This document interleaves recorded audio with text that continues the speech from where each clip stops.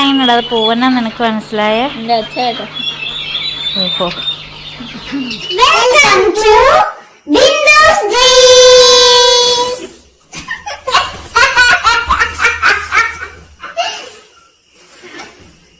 Hi, Bindu സ്ട്രീംസിലേക്ക് എല്ലാ കുട്ടികൾക്കും സ്വാഗതം. ഞങ്ങൾ വളരെ സാഡായ ഒരു കാര്യം, വളരെ സങ്കടകരമായ ഒരു കാര്യം പറയാനായിട്ട് വന്നതാണ് കേട്ടോ. അപ്പോൾ നമ്മുടെ പ്രാണിക്കും കുഞ്ഞുങ്ങൾക്കും സുഖമാണോ എന്ന് ഒത്തിരി പേര് ചോദിച്ചു. കമൻ്റൊക്കെ ഞാൻ കണ്ടിട്ടുണ്ടായിരുന്നു.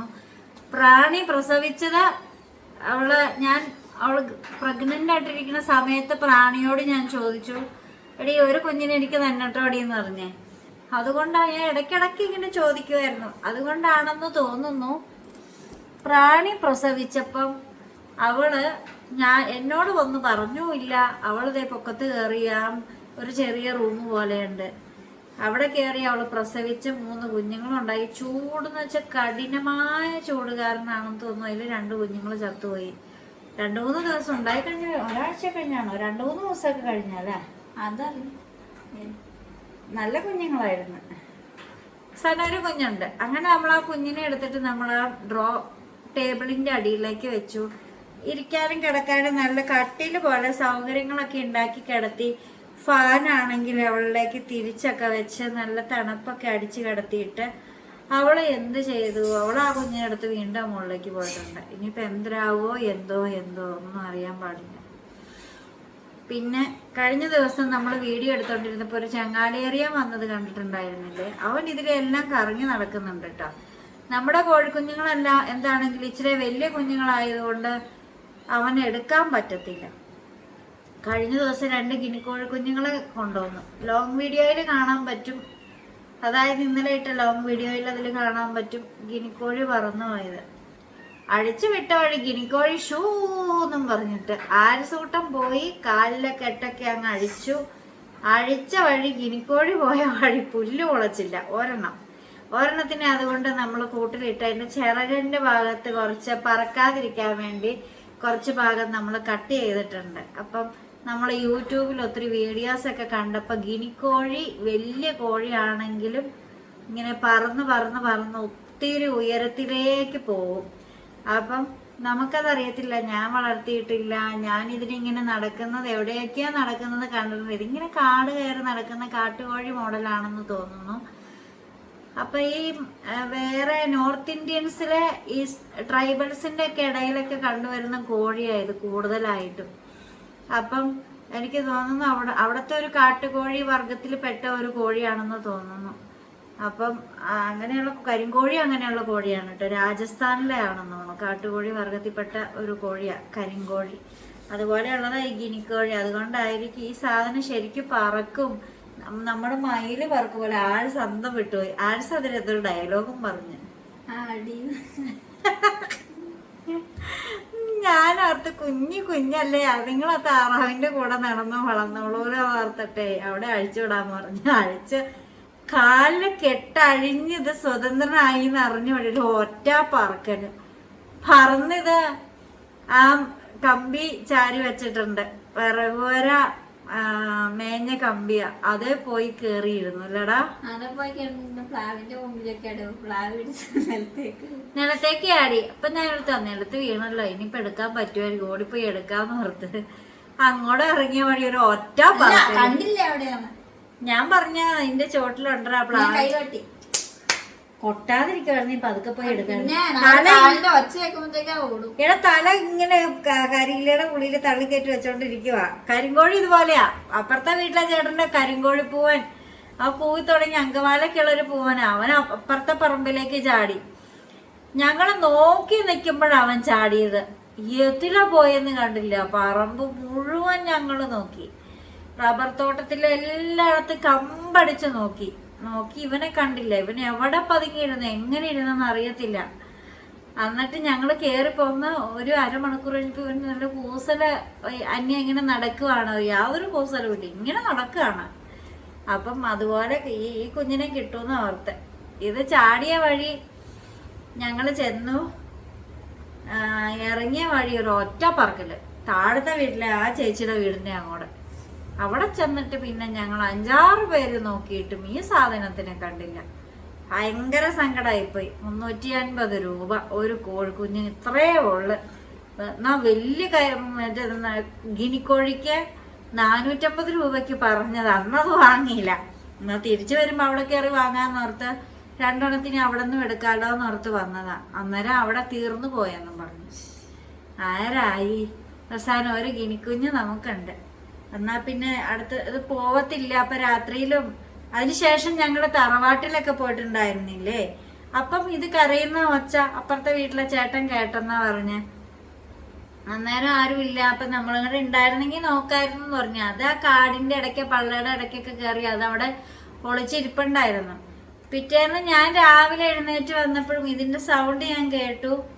ഞാൻ ചേട്ടന് ഞാൻ വീടിനകത്ത് നിന്ന് അടുക്കളക്കകത്ത് നിന്നും കേട്ടു, ചേട്ടൻ മുറ്റത്ത് അവിടെ ഫാമിനകത്ത് നിന്നും കേട്ടു. ഞങ്ങൾ രണ്ടുപേരും ഇറങ്ങി വന്ന് നോക്കിയപ്പോ എന്തോ ഇങ്ങനെ മരത്തിന്റെ മുകളിലേക്ക് പറന്നു പോകുന്നുണ്ട്, എന്താന്ന് കണ്ടില്ല.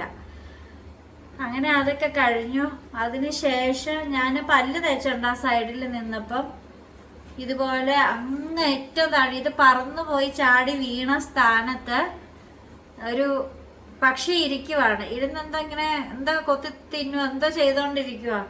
അപ്പൊ ഞാൻ ഓർത്ത് ഗിനിക്കുഞ്ഞായിരിക്കും എന്ന് ഓർത്തു. ഞാൻ ആൻസിനെ വിളിച്ചു. അപ്പൊ ആൻസിനെ വിളിച്ചിട്ട് ഇങ്ങനെ കാണിച്ചു കൊടുത്തെടുത്തേ കാണുന്ന കണ്ട് ആ മരത്തിന്റെ ചുവട്ടിലൊരു കിളി. അത് നമ്മുടെ ഗിനിക്കോഴിയാണോ നോക്കിയെന്ന് പറഞ്ഞു. ഞാൻ ഇവിടെ നിന്ന് നോക്കാം, നീ റോഡിൽ കൂടി ഇറങ്ങി പറമ്പിക്കടെ പോയി അത് പറഞ്ഞു. റോഡിൽ കൂടെ പതുക്കെ പോയിട്ട് നോക്കി ഇതാണോ നമുക്ക് നോക്കാൻ തുടങ്ങി. ഇത് പറക്കൂന്നുള്ള കാര്യം നമുക്ക് മനസ്സിലായി. അപ്പൊ പിന്നെ ഓടി അങ്ങ് തള്ളി ചെന്ന് കേറിയിട്ട് കാര്യമൊന്നുമില്ല, കിട്ടത്തില്ല. അങ്ങനെ ഞാൻ പല്ലും തേച്ച നിന്ന് ഞാൻ കണ്ണടയ്ക്കാതെ കണ്ണിമ്മ ചിമ്മാതെ നോക്കിന്നൊക്കെ പറഞ്ഞ് ഇത് അങ്ങോടോ ഇങ്ങോടോ മാറിയാ കാണൂല. ഒന്നാമത്തെ കാര്യം പുള്ളിക്കുത്തല്ലേ. അപ്പൊ ഇങ്ങനെ നോക്കി അവനിങ്ങനെ അതിൽ ഇറങ്ങി ചെന്ന് ഇവനിങ്ങനെ തലയ്ക്ക് കയ്യും വെച്ച് നിൽക്കുക റോട്ടില്. എടാ നമ്മുടെ നീ റോഡിന്റെ അവിടെ നിന്ന് ഇങ്ങനെ നീ. അപ്പൊ ഞാൻ വിളിച്ചു വെച്ചു, എടാ ഗിനിക്കോഴിയാണോടാ ചോദിച്ചപ്പോ അതേന്ന് ഇവൻ പറഞ്ഞ്. ഇവൻ പതുക്കെ കേറി ചെന്ന വഴി ചങ്ങാലിയറിയാൻ പിടിച്ചേക്കുന്നു അതിനെ. ഇതിനും പറക്കാനറിയാം, ചങ്ങാലിയറിയനും പറക്കാനറിയാം. ചങ്ങാലിയറിയൻ ഏത് കോഴിക്കുഞ്ഞിനെ എടുക്കൂലോ, എടുത്തത്രേ ഉള്ളൂ.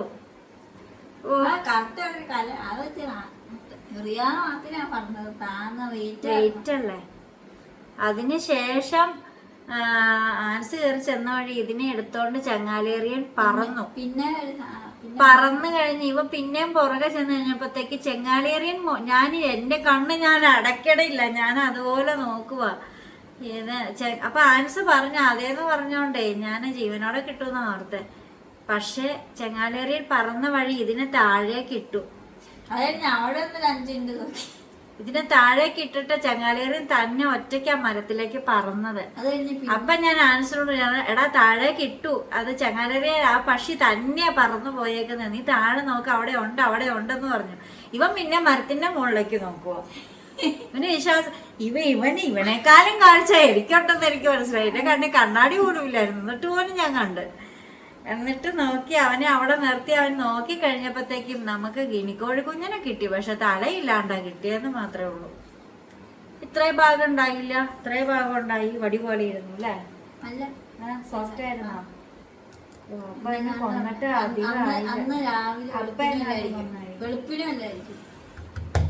ഇവനെ എടുത്തിട്ട് ഇവൻ ഉമ്മ കൊടുക്കുവാണോ കരയുവാണോ ഇവൻ എന്നൊക്കെയാണ് അടച്ചത് എനിക്കറിയാൻ പാടില്ല. തലയില്ലാത്ത കബന്ധത്തിനെ എടുത്ത് പിടിക്കുമ്പോ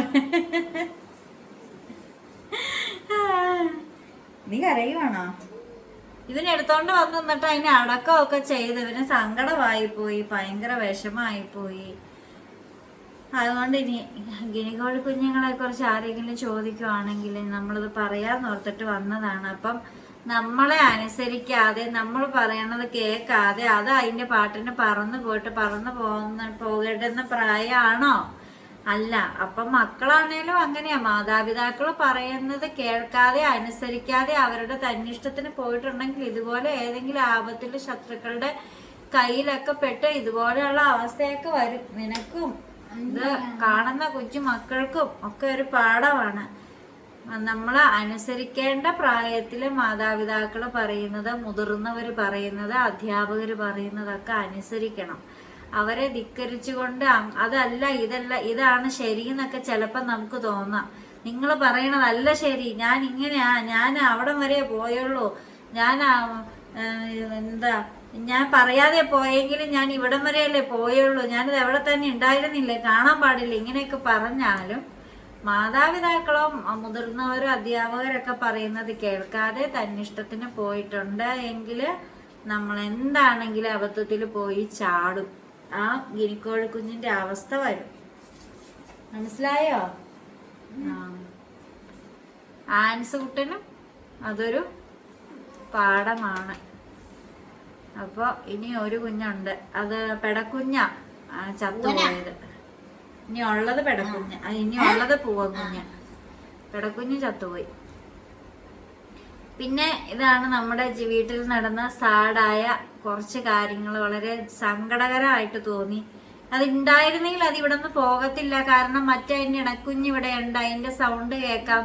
പിന്നെ പെറ്റ് ഷോപ്പിൽ നിന്നാണ്ട് ഒരുപാട് കോഴികള് പക്ഷികളുടെ ഒക്കെ സൗണ്ട് കേട്ടത് ജീവിച്ചതുകൊണ്ട് ഇവിടെ ഇതിനകത്തുള്ള തറ കുഞ്ഞുങ്ങളും കോഴിക്കുഞ്ഞുങ്ങളും അതിൻ്റെ ഇണക്കുഞ്ഞും എല്ലാം ഇതിനകത്ത് ഉണ്ട്. അപ്പം അത് ഇവിടെ നിന്ന് പോകത്തില്ലായിരുന്നു, നമുക്കതിനെ കിട്ടിയേനെ. പക്ഷെ ഇങ്ങനെ ഒരു സംഭവം ഉണ്ടായി. ആ ചെങ്ങാലേറിയൻ പോയിട്ടും ഇല്ല, അവനെ ഓടിച്ചാലും പോകത്തില്ല, അവനൊരു പേടിയും ഇല്ല. കഴിഞ്ഞ ദിവസം തൊട്ടടുത്തൊക്കെ വന്നായിരുന്നത്. അതുകൊണ്ട് നമ്മൾ നമ്മുടെ കുഞ്ഞാപ്പൂവിനെ ചാരക്കുഞ്ഞുങ്ങളെ 2 ഇത്രയേ ഉള്ളൂ, പീക്കിരിക്ക കുഞ്ഞുങ്ങളാ, എടുത്തോണ്ട് പോകും. 2 കൊണ്ടുപോയി ആ പട്ടിയുടെ ഡോഗേജിനകത്ത് ആക്കി ഇട്ടേക്കുവാ. ഇനി കുറച്ച് കഴിയുമ്പോൾ എടുത്ത് ഞാൻ ഇവിടെ കൊണ്ട് ഇരുത്തും. ഇതിലേക്ക് ഒന്ന് ഓടിപ്പാഞ്ഞ് നടക്കട്ടെ. അപ്പൊ അങ്ങനെയാണ് നമ്മുടെ കാര്യങ്ങള്. അപ്പൊ നമ്മുടെ ചെറിയൊരു കുഞ്ഞു വിശേഷം. ഇനി വലിയ വിശേഷമായിട്ട് നമ്മള് കറക്റ്റ് 7 മണിക്ക് വരുന്നതായിരിക്കും. അപ്പൊ ഇത്രയേ ഉള്ളൂ. ബൈ.